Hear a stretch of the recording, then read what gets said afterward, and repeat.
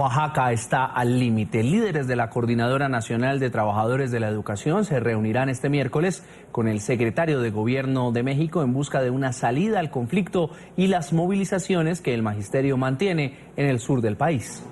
Miles de docentes permanecen en las calles exigiendo justicia tras la muerte de 8 personas durante un enfrentamiento con la policía el pasado domingo. En la región continúan los bloqueos en las principales carreteras. La tensión aumenta con el paso de las horas.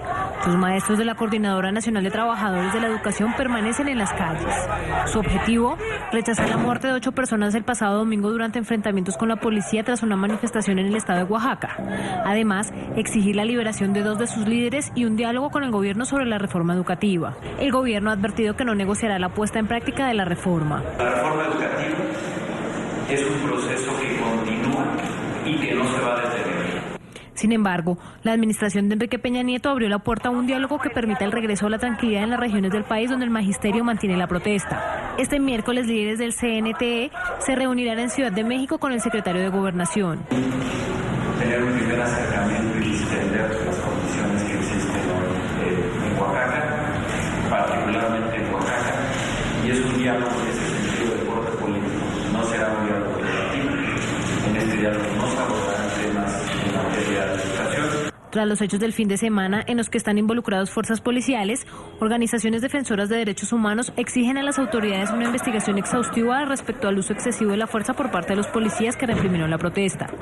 La misma petición la hizo la Organización de Naciones Unidas en un comunicado que además envió varios de sus delegados a la zona para recabar testimonios de lo ocurrido durante los enfrentamientos.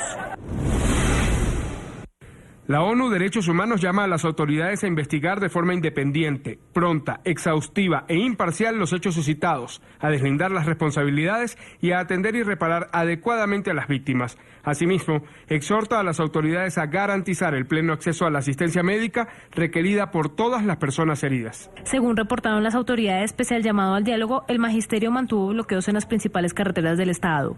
Además, se registraron saqueos en varios locales comerciales, hecho por el que la Confederación Patronal de la República y 19 cámaras empresariales pidieron al presidente declarar la región zona de desastre económico.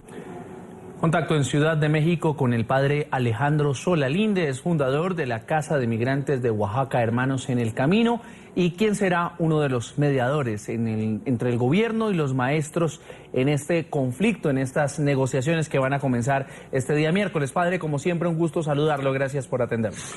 El gusto es mío, un saludo muy cariñoso a la familia NTN 24, saludos Joel y saludos Carlos. Padre, ¿cómo acercar posiciones cuando lo que hemos visto en las últimas horas son hechos violentos y que lamentablemente dejan a 9 personas sin vida?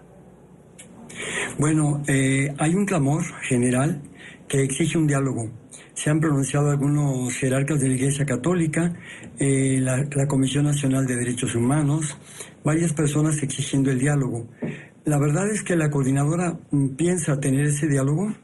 Ha estado en pláticas con nosotros, y mañana todo está listo para hacerlo, pero yo tengo muchas sospechas porque justamente en vísperas del diálogo yo todavía soy un poco escéptico de que se vaya a dar de veras limpia y lealmente de frente, pero en fin, está el diálogo ya puesto, y mientras está este diálogo se está reforzando las instalaciones militares, las corporaciones policíacas en el estado de Oaxaca.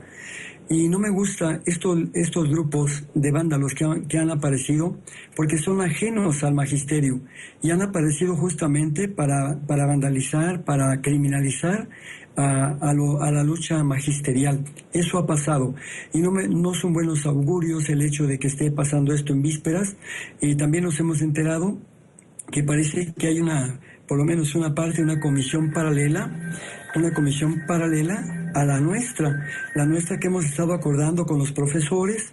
De repente estamos viendo que hay una nueva que no conocíamos nosotros, y estamos sospechando que pudiera ser que este gobierno quisiera hacer alguna trampa o un diálogo a modo o una comisión a modo, o no sé qué vaya a pasar mañana. Justamente le quería preguntar eso, padre. Usted siempre ha sido crítico con el gobierno cuando, a su parecer, se ha equivocado, ha prestado oídos a las demandas de ciudadanos, sobre todo de grupos, de alguna manera que pueden estar indefensos. No es que los maestros en este momento estén en esa situación. Sin embargo, ¿cómo logró usted entrar a esa mesa de diálogo? Y en caso de que sea suplantado por personas afines al gobierno, al discurso del gobierno, ¿quiénes serían estas personas que estarían suplantando este diálogo, defendiendo los intereses de los maestros, pero más bien haciéndole segunda al gobierno? Bueno, yo creo que por lo menos estamos viendo aquí unas siglas, ustedes las podrán ver, que es Serapaz, Servicio para la Paz, Serapaz, que no la vimos en las reuniones de coordinación con el magisterio, no la vimos. Y ahora nos sorprende que la víspera exactamente aparezca y esté mencionando personas que no conocemos nosotros. Ignoro que vaya a pasar, ignoro que vaya a suceder con el magisterio, si ya platicaron con una parte del magisterio, si lo que va a dialogar con gobernación es una parte del magisterio, y con esta comisión a modo, ignoro qué vaya a pasar. Mañana nosotras y nosotros nos vamos a presentar, los defensores de derechos humanos, el obispo Raúl Vera, varias personas que estamos pues luchando por este diálogo, y a ver qué va a pasar mañana. Padre Solalinde, usted conoce muy bien México, conoce muy bien esos terrenos y las personas que los habitan, y hace un momento nos hablaba de factores externos al magisterio que están armados.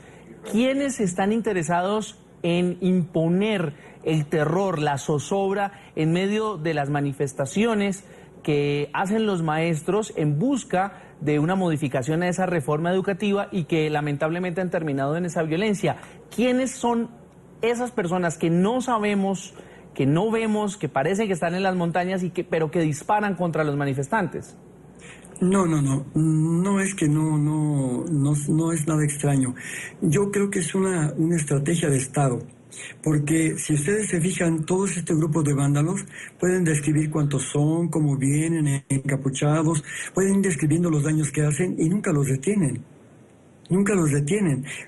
Ha habido manifestaciones en que los mismos manifestantes son detenidos, aún los transeúntes, pero los que hacen esto no. Casualmente se cuelan, se van, se escurren. Esto hace pensar en una estrategia de Estado. Justamente en vísperas del diálogo, a lo mejor para el gobierno es una buena dosis criminalizar el movimiento magisterial con este vandalismo. En los medios lo han acusado de vándalos, y de vándalos no los bajan. De vándalos no bajan a los maestros. Y por parte del gobierno, ¿quién estaría justamente secundando, de alguna manera también dándoles el respaldo de seguridad, el respaldo económico a este tercer grupo que estaría infiltrándose en el grupo de los maestros, que estaría atacando y que sería respaldado por el propio gobierno? ¿Quién está detrás de todo esto? Es una estrategia de Estado.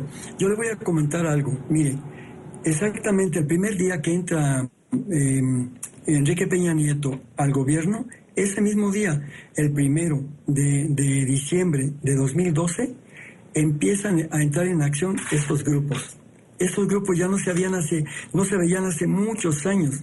De repente entra el gobierno, entran ellos y no han dejado de aparecer.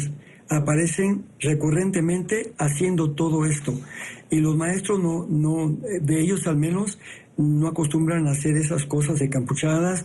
Yo estuve en la Comisión de la Verdad, y una de las cosas que nos confiaron policías estatales en la Comisión de la Verdad fue que a ellos los obligaba, en tiempo de Ulises Ruiz, a disfrazarse de manifestantes, de apos, hasta con pelucas, para ir a quemar camiones, romper vidrios, dañar instalaciones de los empresarios. Y todo esto obviamente molesta y hace que se cree una predisposición con esta lucha magisterial. Otro argumento que hacen es en la corrupción de algunos líderes. Y si bien es cierto que algunos lo han hecho, pero el gobierno debería de pensar que ha tenido gobernadores, y los tiene, totalmente deshonestos, que han incurrido en faltas gravísimas, que merecían ir a la cárcel. Ellos ni siquiera son tocados con el pétalo de una rosa. Es el padre Alejandro Solalinde. Gracias como siempre por acompañarnos en NTN 24 y veremos qué resulta de estos diálogos en los cuales usted va a participar como mediador. Muy amable por acompañarnos. Muchas gracias. Hasta mañana, amigos. Un saludo a todos.